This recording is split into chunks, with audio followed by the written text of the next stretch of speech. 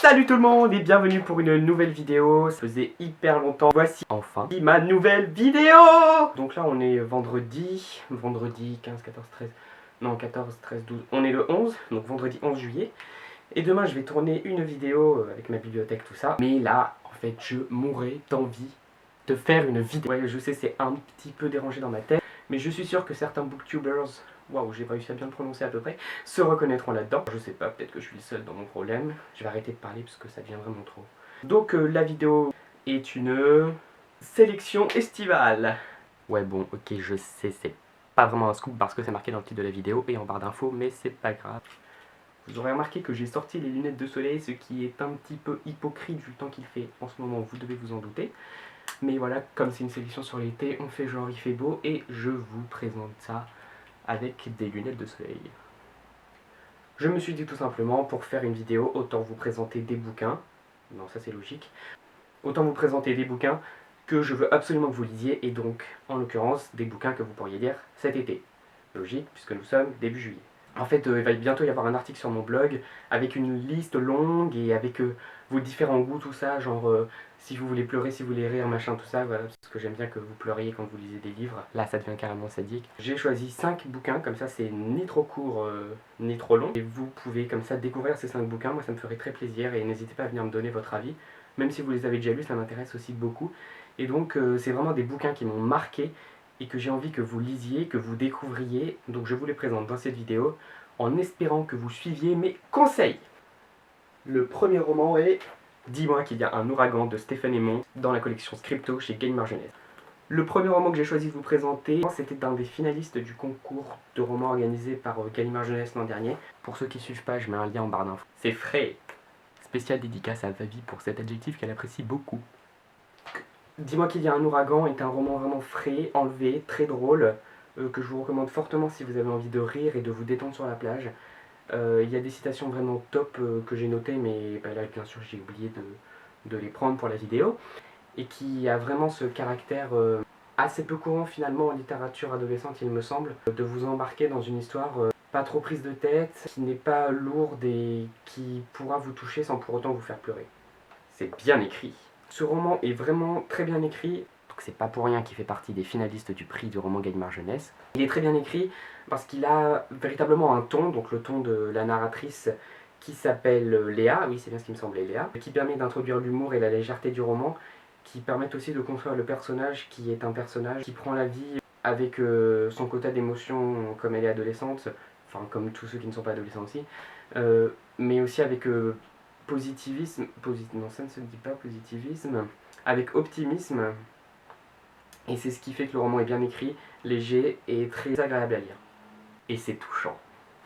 Dis-moi qu'il y a un ouragan est aussi un roman touchant, c'est l'histoire d'une adolescente qui déménage avec sa famille, et apparemment elle déménage pour des raisons comme quoi elle s'éloignerait de sa ville, parce qu'il y a une histoire un peu particulière qu'on ne connaît pas encore au début. Elle déménage avec ses parents, elle va se retrouver dans une classe où une professeure d'art visuel veut qu'ils réalisent en groupe un court-métrage. Donc outre cette idée très sympa et vraiment bien menée, il y a les premiers émois adolescents de Léa, ces histoires d'amitié bien sûr, mais aussi ces histoires d'amour. Et ça fait que le personnage, en tout cas pour les adolescents, touche beaucoup. Et il touchera aussi sans doute les plus grands qui pourront soit se reconnaître dans ce personnage, soit être émus par les débuts en quelque sorte tâtonnants de cette adolescente. Le second livre, c'est Ce qui ne nous tue pas, d'Antoine Dolle aux éditions Actes Sud Junior. Le second livre que je vous présente est un roman que j'ai lu très récemment qui s'appelle Ce qui ne nous tue pas d'Antoine Dolle, bien qu'il est sorti au début de l'année et que je l'avais depuis le début de l'année dans ma palle. C'est bouleversant. Ce qui ne nous tue pas a cette force propre aux autres écrits d'Antoine Dolle, qui mettent en place un personnage qui prend aux tripes parce qu'il est d'une part très bien construit et complexe, mais aussi parce qu'il est traversé par des tourments qui l'habitent et qui ont besoin de s'exprimer donc à travers le roman et à travers l'histoire du personnage, et donc ils vont aussi beaucoup toucher le lecteur. Et ce roman n'échappe pas à la règle, il est bouleversant. Il y a certains moments qui expriment véritablement la puissance des sentiments qui traversent le personnage de Lola. Et en même temps, ce roman sort un peu des sentiers que s'était battu lui-même Antoine Dolle avec ses autres romans. C'est tendre, Antoine Dolle sort de ce qu'il avait déjà pu écrire en écrivant un roman beaucoup plus optimiste, en tout cas très tendre, qui met en place une relation entre une jeune adolescente et une vieille femme qui semble être sur la fin de sa vie, en tout cas qui est touchée par la maladie d'Alzheimer, puisque elle oublie sans cesse qui elle est, et le personnage de Lola, donc l'adolescente, lui invente des vies et des choses qu'elle aurait vécues pour la rendre heureuse. Il y a donc de très beaux moments entre ces deux personnages, et en même temps, dans l'ensemble, une espèce de sentiment de tendresse, oui, et qui touche vraiment le lecteur, et qui donne envie d'aimer tout simplement. C'est riche.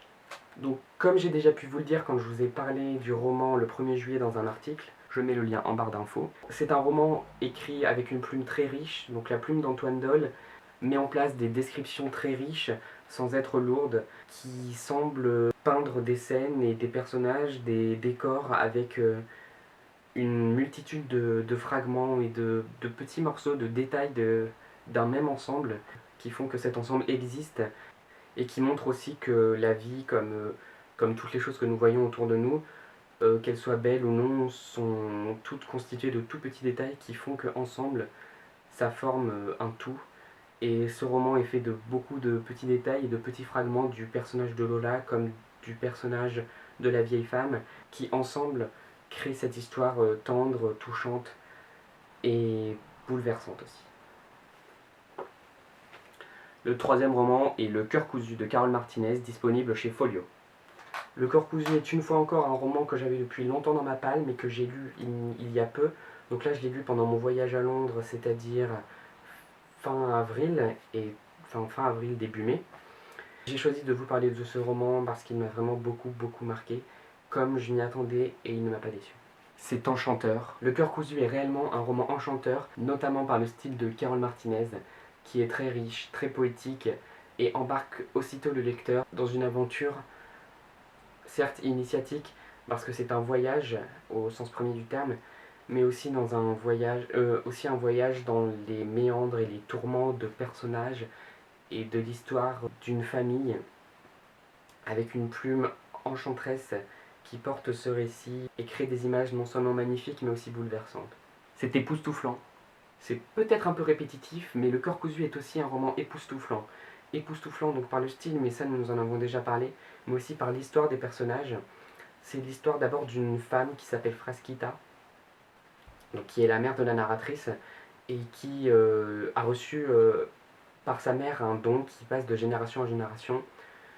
Et donc ce don, c'est un don de couturière, et un don qui fait des miracles. Il permet certes de coudre des ouvrages magnifiques, mais aussi de recoudre des corps, et toutes sortes d'ouvrages comme ceux-ci qui sont époustouflants pour les personnages, mais que Carole Martinez arrive à retranscrire de façon à ce que le lecteur aussi ait l'impression de voir devant lui ces ouvrages époustouflants.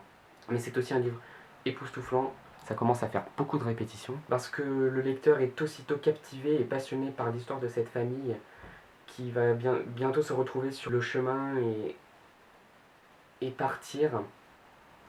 Et nous suivons donc les aventures de cette famille avec beaucoup d'émotions, mais aussi avec la beauté d'un voyage. C'est profond. Enfin, Le cœur cousu est un roman profond parce qu'il traite de thèmes fondamentaux comme la famille, l'amour, le voyage, et qu'à travers une plume enchanteresse et époustouflante, comme je l'ai déjà dit, Carole Martinez arrive à dresser un portrait chamboulant qui met en place une psychologie des personnages complexe et touchante. Le quatrième roman que je vais vous présenter est Lucide de Ron Bass et Lucienne Stoltz, paru chez la collection R. Encore une fois, c'est un roman dont j'ai déjà eu l'occasion de vous parler, mais qu'il faut absolument que je cite dans cette vidéo parce qu'il m'a beaucoup marqué. C'est intriguant. Lucide, c'est un peu un roman qui va en crescendo. On commence d'abord par être intrigué, on s'attache aux personnages qu'on découvre, qui ont tous les deux une vie différente. L'une est actrice alors que l'autre est étudiante. L'une est une espèce de diva qui vit avec passion sa vie tout en étant parfois superficielle, alors que l'autre est une élève modèle avec une famille entre guillemets normale et qui est timide. Certains lecteurs ont décroché assez rapidement, mais moi j'ai tout de suite été entraîné dans cette histoire. C'est captivant. C'est donc finalement un roman captivant que je ne pouvais plus lâcher. J'étais véritablement passionné par l'histoire de ces deux personnages et j'avais envie de savoir ce qu'il se passait derrière tout ça, quel allait être le fin mot de l'histoire, qu'allait-il se passer finalement, jusqu'à cette fin véritablement époustouflante. C'est dévastateur. Si je dis que j'avais été captivé durant les 200 premières pages du roman peut-être, alors il n'y a pas de mots pour dire à quel point j'ai été captivé à la fin du roman. Durant les 50 dernières pages, j'étais accroché au livre, je ne pouvais plus le lâcher, et il m'a fait ressentir des choses que jamais un livre ne m'avait fait ressentir. J'ai été véritablement happé dans la psychologie des personnages, et je me sentais comme eux, mais véritablement comme eux. J'étais complètement perdu, j'étais à la limite de la folie, et jusqu'au final dévastateur, auquel on s'attendait sans s'attendre vraiment, que je garde de ce roman un souvenir unique. Le dernier roman que je vais vous présenter est La Voix du couteau de Patrick Ness, disponible dans la collection Pôle Fiction chez Gallimard Jeunesse. Le dernier roman que je vais vous présenter est un roman qui, sans m'avoir véritablement marqué très fortement, est un roman original et d'une qualité indéniable. C'est original. La Voix du couteau est un roman très original. Si vous voulez quelque chose qui sort des sentiers battus, il faut lire ça. C'est original par le style, dont je vous parlerai après. C'est original aussi par l'univers, qui est entre plusieurs genres, entre le post-apocalyptique, la science-fiction, la dystopie, le fantastique. Et c'est un roman original parce qu'il met en place des personnages avec une psychologie complexe, profonde, ce qu'on ne voit pas toujours en littérature adolescente. C'est passionnant. C'est un roman passionnant parce qu'on accroche aussitôt au style, à l'univers, et que d'un bout à l'autre, on est pris dans ces aventures qui sont rocambolesques, palpitantes, et aussi très touchantes, voire bouleversantes. À certains moments, on est chamboulé alors qu'on ne s'y attendait pas, alors que ce sont juste des personnages de roman, et parfois même des personnages finalement, entre guillemets, insignifiants. Mais l'auteur, Patrick Ness, arrive à nous faire ressentir un torrent d'émotions. C'est superbe. Alors au début, je voulais choisir le mot émerveillant, puis je me suis rendu compte que ça n'existait pas. Ensuite, je voulais choisir le mot merveilleux, mais je me suis dit que ça ne correspondait pas vraiment non plus. Et finalement, le mot superbe, mais le mot superbe n'est pas non plus vraiment à même de qualifier ce roman. C'est surtout pour son style d'abord, qui suit le personnage dans son évolution, avec beaucoup de fautes d'orthographe. Là, je salue le talent du traducteur. Mais il n'y a pas que ça. Il y a aussi un grand talent à retranscrire les émotions des personnages, les aventures, à décrire les scènes, les décors et tout ça. Et qui mettent en place un univers fantastique, science-fiction, tout ce que je vous ai déjà cité avant, original, captivant, avec cette espèce de bruit permanent qui entoure les personnages. Voilà le bruit. Avec des créatures originales, avec une histoire mystérieuse sans être obscure, et avec tout un monde qu'on a envie de découvrir et que l'auteur commence petit à petit à nous faire découvrir en nous entraînant dans ces aventures véritablement passionnantes. Donc voilà, c'était une sélection de livres estivales. J'espère que je vous ai donné envie de lire ces romans. J'espère que si vous les avez déjà lus, vous avez aimé, et que si vous les lirez, vous me partagerez votre avis. J'espère donc très sincèrement que vous les aimerez vous aussi. Je vous retrouve bientôt sur le blog pour une sélection beaucoup plus complète de romans, et je vous souhaite un bel été et de très bonnes lectures.